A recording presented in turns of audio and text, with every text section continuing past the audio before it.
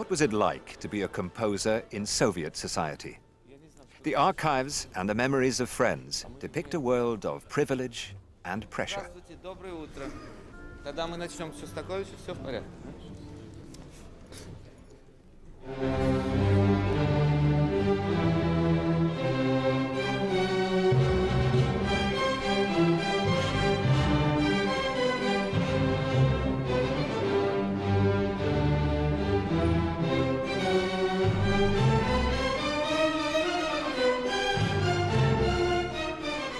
Vladimir Ashkenazy rehearsing with the St. Petersburg Philharmonic the 7th Symphony of Shostakovich, the Leningrad Symphony, in the very hall where in 1942 it was given one of its first performances.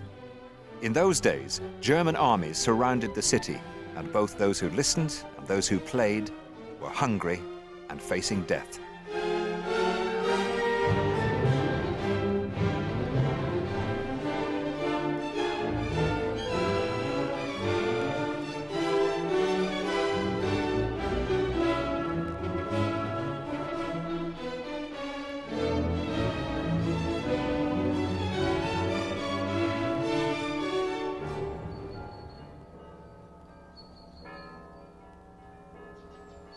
In the Novodevichy Cemetery in Moscow lie the well-tended graves of the leaders of Russian and Soviet culture, the filmmaker Eisenstein, and not far away, his great collaborator Sergei Prokofiev. Here too, the tombs of exiles who died abroad, but whose remains were brought home, like Shaliapin. Shaliapin recalled in his memoirs called Mosque and Soul how Lenin and other officials of the new Soviet elite were telling him that, Shaliapin, people like you are dangerous. Why? Asked Shaliapin, being totally flabbergasted. Because you melt our hearts. You should not be allowed to go inside us, to touch us, because that makes a revolutionary weak.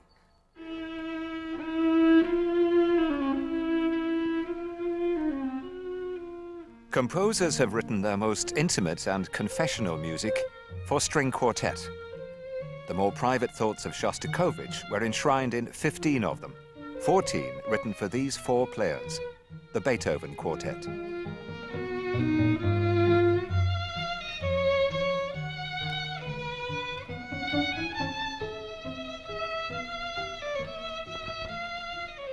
Alongside the artists in the Novodevichy Cemetery lie also the graves of some who ruled over them, like Nikita Khrushchev and his Minister of Culture, Ekaterina Furtseva. In her own day, Furtseva ruled over the working lives of musicians. She could command even the most distinguished artists to interrupt their creative work and perform the public duties she wanted. A composer like Shostakovich had to balance his own creative needs with this world of official speech-making. He had to be a master of maneuver. Мне не очень нравится слово «маневрировать», потому что настоящий талант, он всегда талант, и под прессом, скажем, такого идеологического и любого другого террора, он только мужает. И из углерода обязательно получается алмаз. Вот такое случилось с Шостаковичем. Шостакович это такой драгоценности материал, что все, что плохого вокруг него не происходило, только повлияло на него в лучшую сторону. The regime requested that Soviet composers should write music that glorified the history and destiny of the nation, and especially that they should celebrate the triumphs of the Soviet people in the face of adversity.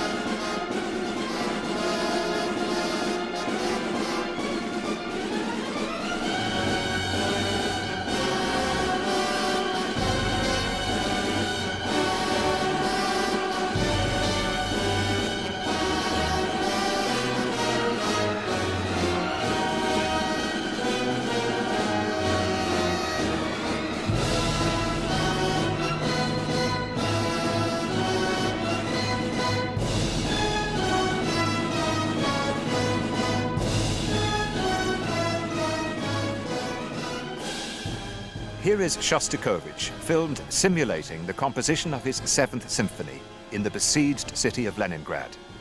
A composer called on for a major role in propaganda that could win a war.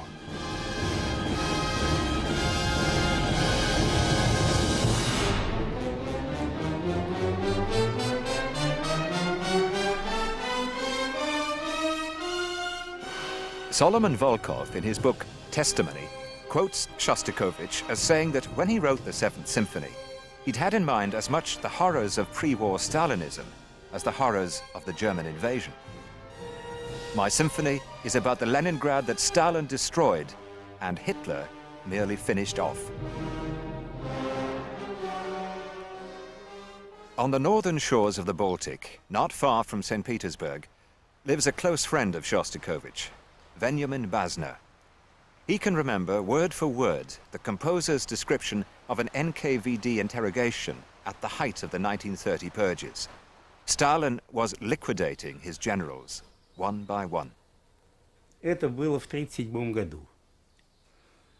В это время, значит, Дмитрий Дмитриевич Шостакович писал свою пятую симфонию. И вот он рассказывал, говорит, я пришел туда, мне, значит, да, выписали пропуск. Я прошел в этот кабинет, значит, и меня очень приветливо встретил, встал из-за стола своего, подошел, пригласил, провел такой, значит, человек, следователь, пригласил, говорит, садитесь, Дмитрий Дмитриевич, стал расспрашивать о здоровье, о моей семье, а над чем я сейчас работаю, значит, вот такие вопросы. Очень, так сказать, мило и приветливо, интеллигентно, так сказать, все было. Вот. И вдруг он неожиданно задает вопрос такой. Да, и потом он спрашивает, вы знакомы с Тухачевским? Он говорит, да, знаком. А как вы с ним познакомились? Он говорит, значит, у меня был концерт.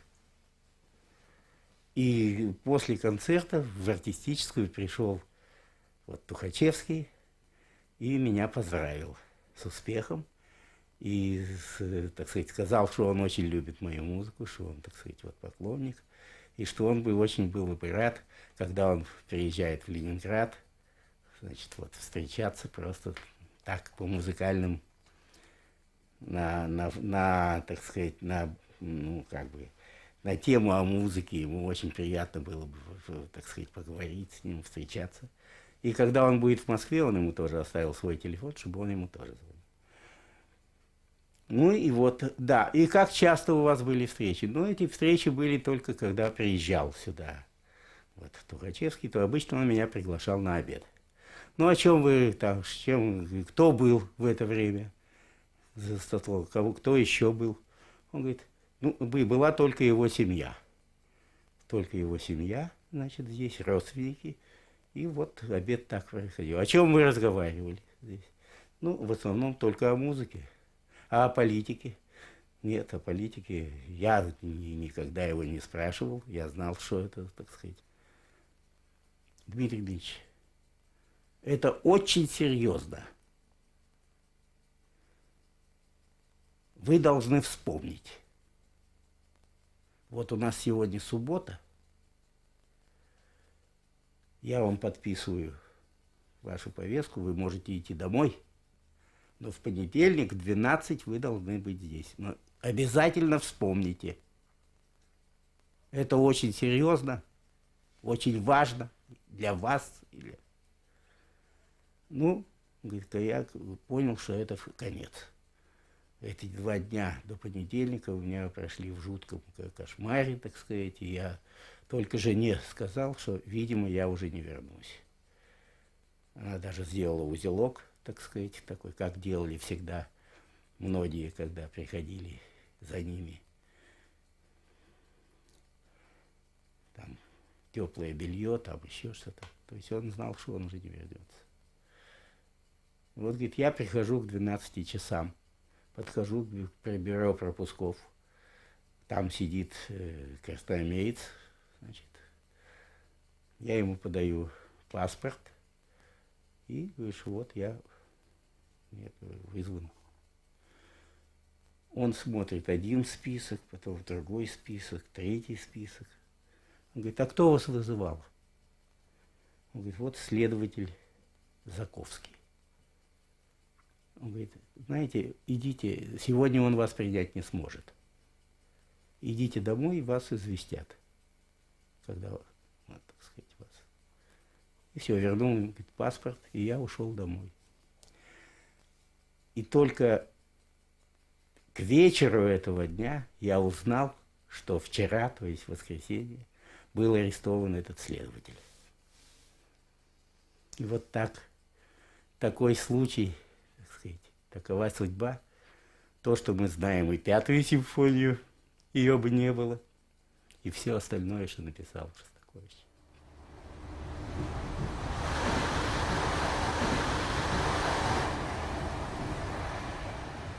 In the 1960s, Soviet television made a film about Shostakovich and reconstructed his journeys between Moscow and Leningrad at the time of the first performance of his 13th Symphony in 1962.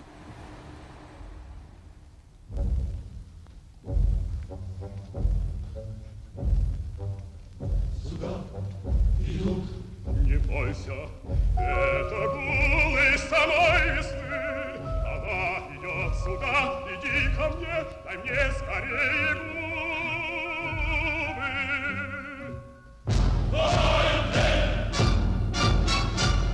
Нет, это ледоход.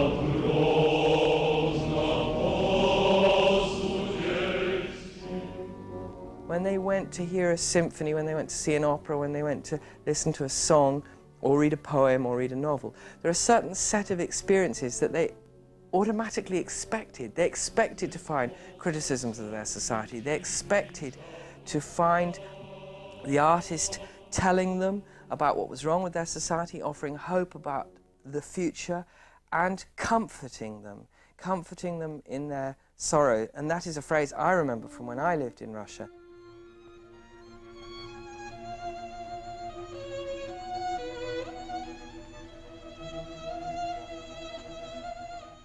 His whole mental makeup was such that he couldn't help but express all the ills and destinies of his own country, and therefore his own as an individual. That was his destiny somehow, his fate to do that. That was his gift, that was his person.